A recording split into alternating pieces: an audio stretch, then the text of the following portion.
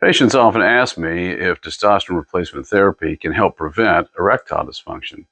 Well, there's been 2 recently published studies in diabetic men with low testosterone that have addressed this issue.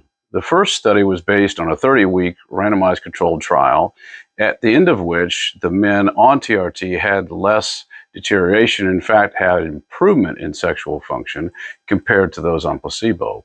They then did a 4-year extension. At the end of 4 years, they continued to show improvement on active treatment as far as erectile function.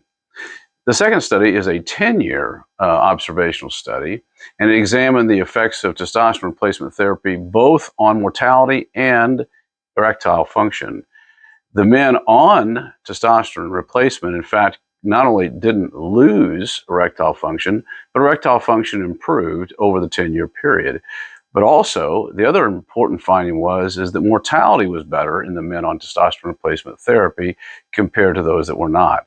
Interestingly, too, the comparator group not only did not improve in erectile function, they continued to show loss of erectile function over the 10-year period. So these are exciting studies that suggest that in men, testosterone replacement may be an excellent preventative strategy, but we will need randomized controlled trials to confirm these results.